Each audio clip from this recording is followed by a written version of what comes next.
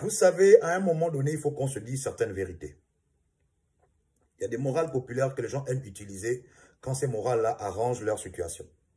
On a par exemple l'expression « ne fais pas à l'autre ce que tu n'aimerais pas qu'on te fasse ». Ou encore « le client est roi ». Ces expressions-là, certaines personnes les utilisent quand ça arrange leur situation.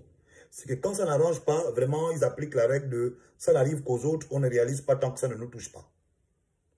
Non, vraiment, ils ne s'en occupent pas. Et là, dans cette vidéo, je vais particulièrement m'adresser à nos frères taximans. Vous savez, le taxi, bien qu'étant un véhicule privé, mais vous menez des actions qui sont d'ordre ou encore d'utilité publique. Parce que vous transportez la population, vous transportez des usagers, vous transportez les gens. Et si on va dans l'application de l'expression « le client est roi », vous devez, quand quelqu'un monte dans votre véhicule, il doit être à son aise. Il doit bien se sentir. Vous voyez un peu. On se rend compte qu'aujourd'hui, les taximans, bien que gagnant de l'argent, s'en foutent complètement des conditions dans lesquelles ils transportent les gens. Vous vous rendez compte? Complètement. Il y a certains taxis, la portière s'ouvre difficilement. Donc tu comprends que le levier, ou je ne sais pas comment on appelle ce truc-là, il est cassé depuis peut-être même 2 ans.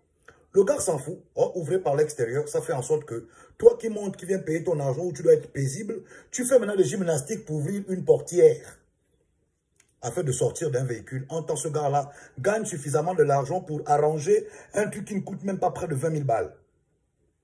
Peut-être, je ne sais pas combien ça coûte, mais je sais que ça ne peut pas coûter 50 000 ce truc-là. Les gars ne font pas ça. Et encore, ce qui est encore plus terrible dans cette affaire-là, c'est que certains taximans, vraiment, ne s'occupent pas complètement du bien-être de leurs clients. Comment se fait-il que toi, tu vas dans un taxi, le matin, mon cher, tu as mis une superbe chemise white. Quand tu mets la ceinture, ça te laisse maintenant une tache sous forme de banderole. On dirait quelqu'un qui a été élu maire ou bien une femme qui a été élue Miss quelque part. Donc, ça te salit. Est-ce que là, c'est bien? Non, je m'adresse à vous, mes frères taximans. Est-ce que comme ça, c'est bien? Donc, toi, tu peux t'imaginer, toi, taximan, que tu vas à un restaurant, tu vas accepter que la serveuse ou le serveur te verse de la sauce dans ta chemise. Mais pourtant, vous acceptez que nous, on arrive, on monte dans le taxi, on est comme ça dans le véhicule, et puis après, on se salit. Pour vous, c'est tranquille. On fait des gymnastiques pour ouvrir la portière. Entends-nous, quand on vous donne nos billets ne sont pas faux, nos billets ne sont pas sales, nos billets sont bien. Vous vous en foutez complètement de notre bien-être. Les gars, tu n'as même pas besoin d'aller chez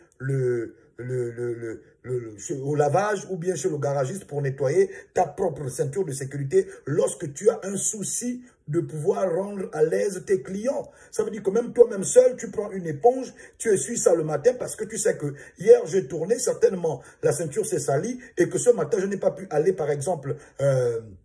je n'ai pas pu aller au lavage, donc je dois anticiper, histoire de ne pas salir le client qui viendra. Les gars, pensez à nous, vous, c'est comment? Donc, quand vous allez quelque part, est-ce que nous, on vous salit quand vous arrivez là-bas? Maintenant, vous, pourquoi vous acceptez que nous, on sorte de votre véhicule, tout ça? Oh, arrêtez ça! Oh, regarde-moi ça! Arrêtez!